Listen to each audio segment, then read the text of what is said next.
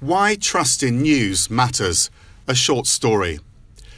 It was coming up to 9 a.m. on the 27th of November 2008. I was on CNN's London set, anchoring rolling coverage of the Mumbai terror attacks. There were multiple assaults taking place across the Indian city, and the producer in the control room told me she was putting through an eyewitness on the phone.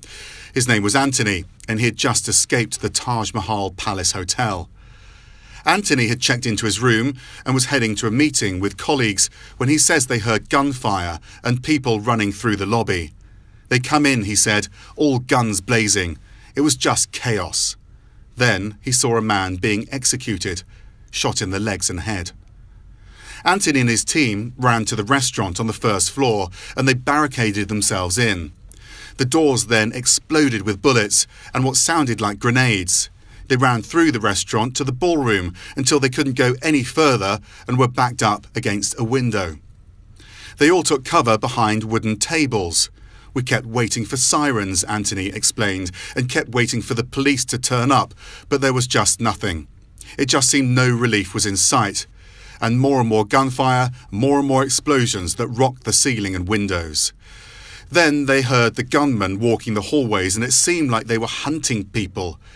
Anthony and his group had iPhones, so they were able to monitor CNN, and they could also call home to find out more about the extent of the attacks. Imagine the wait, though.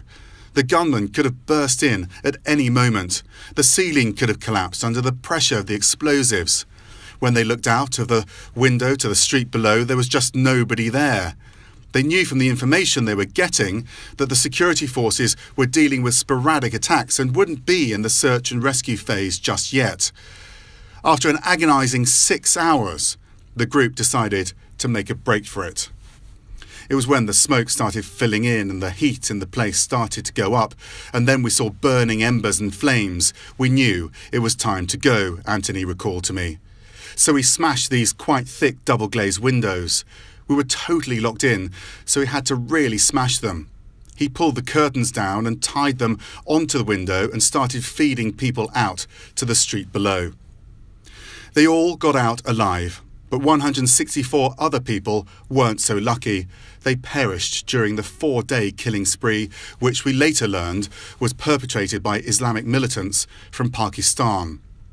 Anthony's group made the decision to smash the window and save themselves in part based on information they received from CNN. If they doubted it, they could have made a different decision and not lived to tell their stories. My audience relies on me to be right. They use the information I give them to make decisions on all sorts of levels.